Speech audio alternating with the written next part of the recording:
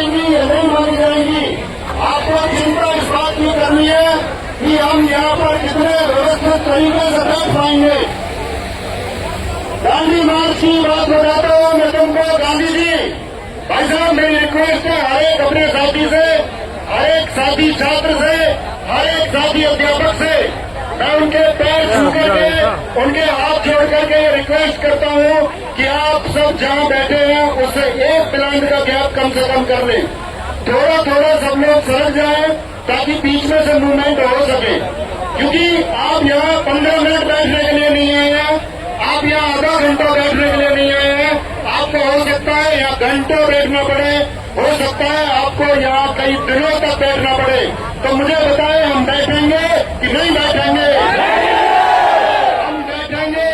और दोस्त, हम सिर्फ और सिर्फ तब उठेंगे जब वो सरकार जो सोई हुई सरकार है, हम तब उठेंगे दोस्त जब वो कमीशन, सोया हुआ कमीशन है, जब उस कमीशन की आंखें खुलेंगी और आंखें खोल करके, जब आंखें खोल करके वो कमीशन देखेगा कि इन बच्चों की आंखों में आंसू है, जब वो कमीशन देखेगा कि इन बच्चों के दिलों में दर्द है और ये आंखों से नहीं दिखेगा, ये कमीशन को अपने दिल से महसूस करना पड़ेगा, ये उस सरकार को महसूस करना पड़ेगा कि इन बच्चों के दिल में दर्द क्या है।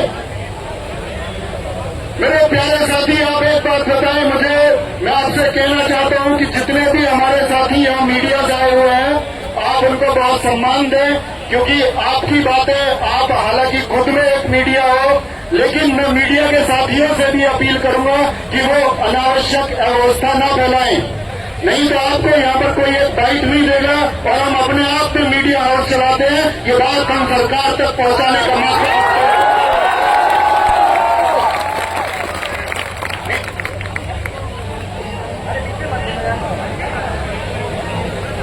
मेरे दोस्त, गांधी जी दांडी मार्च 24 दिनों की यात्रा के लिए चले। उन्होंने कहा कि ये ब्रिटिश सरकार तुम पर चाहे कितनी भी लाठियां बांध ले, ये ब्रिटिश सरकार चाहे हमको कितना भी घायल कर दे, हम घायल होते रहेंगे, लोग हमको उठा के घायलों को ले जाते रहेंगे, लेकिन जिस लक्ष्य के लिए हम चले हैं उस लक्ष्य को हम पाके रहेंगे। तो मेरे दोस्त बताओ, हम पाके रहेंगे कि नहीं रहेंगे?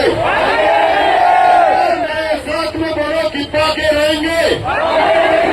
मेरे कई साथियों ने हाथ में तिरंगा लहराया हुआ है और हम सबको गर्व होता है कि किसी एक सुधार के लिए हमारे इतने साथी छात्र, इतने साथी अध्यापक, ऐसे बहुत सारे लोग भी आपके बीच में मौजूद हैं, ऐसे बहुत सारे अन्य संगठनों के लोग भी आपके साथ में मौजूद हैं जो छात्रों का दर्द समझते हैं।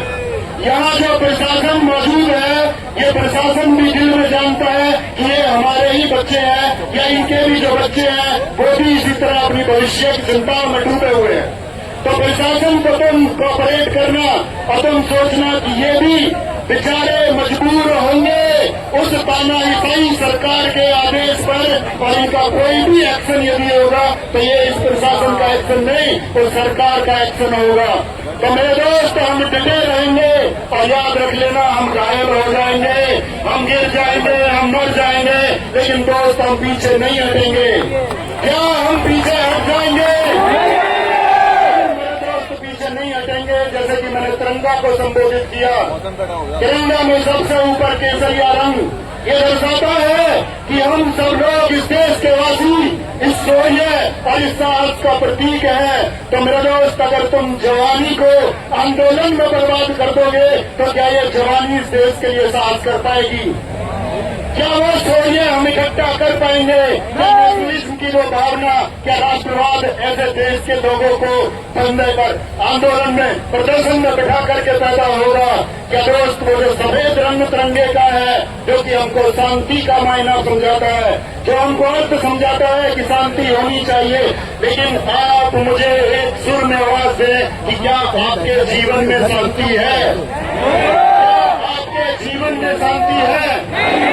एक एडी क्वीटी उस क्वीटी की तरह हो चुकी है जिसकी तुम्हारी जिंदगी,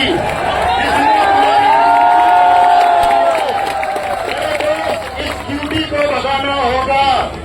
इस ड्यूटी को भगाना होगा और एक संस्कारी लानी होगी। अगर तुमने ड्यूटी से पीछा नहीं छुड़ाया तो मेरे दोस्त तुम्हारी जिंदगी बर्बाद होगी। तुम्हारी जिंदगी बर्बाद होने के पीछे कारण तुम होगे जब तुम हौसला हार करके एक कदम पीछे रख लोगे। तब वो सरकार 2 कदम, वो कमीशन 4 कदम बढ़ाएगा। आप कहना कि तुम 1 कदम बढ़ाओगे तो ये छात्र शक्ति 2 कदम बढ़ाएगी। ये कमीशन 4 कदम बढ़ाएगा तो हम इनकी तरफ 8 कदम बढ़ाएंगे और कोई फर्क नहीं पड़ता। दोस्त, हम भगत सिंह के प्रशंसक हैं। उन्होंने 121 दिन हड़ताल की, लगातार 81 दिन की भूख हड़ताल। क्या हम यहाँ खाते पीते भी नहीं बैठ सकते हैं? बटुकेश्वर दत्त 81 दिन की हड़ताल। जतिन दास 63 दिन इस बात के लिए भूखे मर गए कि इस देश की व्यवस्थाएं बदलनी चाहिए, इस देश का कल बदलना चाहिए, इस देश का भविष्य उज्जवल होना चाहिए। लेकिन आप मुझे जवाब दें कि क्या इस देश का भविष्य उज्जवल है? इस देश का भविष्य उज्जवल है? इस देश का भविष्य उज्जवल नहीं है। जब आप रातों को सोते हैं तो ये सोच के सोते हैं कि सुबह हमें लूटने का कौन सा नोटिस आएगा। आपको नहीं बताया आप जिस परीक्षा की तैयारी कर रहे हैं उसमें कितने गलत प्रश्न आ जाएंगे। आपको नहीं बताया आप जिस परीक्षा की तैयारी कर रहे हैं उसके लिए आगामी क्या नोटिस आने वाला है। यहाँ बहुत सारे अध्यापक आए हैं। मैं उम्मीद करूंगा कि आप सबको प्यार देंगे, आप एक व्यवस्था बनाएंगे। कोई भी व्यक्ति यहाँ आए आपको उठकर नहीं भागना है। आपकी दिक्कत यही है कि जब तुमको बने रहना होता है तब तुम उठ जाते हो और जब तुमको उठना होता है तब तुम बैठे रह जाते हो। मेरे दोस्त मेरे साथ ये कहना कि तुम डिगोगे नहीं, तुम डिगोगे नहीं और मेरे साथ बोलेंगे एक बार डिगेंगे नहीं। और किसी के अंदर ये ताकत नहीं है जो हमको डिगा सके, किसी के अंदर ये ताकत नहीं है जो हमको डिगा सके। मेरे दोस्त याद रख लेना, एक बात होगी, आप भी जानते हैं महाभारत के उस प्रसंग को कि आप सब डिमांड रख रहे हैं पिछले 6 महीनों से। आदित्य सर आपको सारी लूट समझा चुके हैं, सारी कमीशन की जितनी भी भ्रष्टखोरी है, जो चोरी है, आदित्य सर उसको आपको समझा चुके हैं कि कैसे एडीपीटी, कैसे एवेंसिस को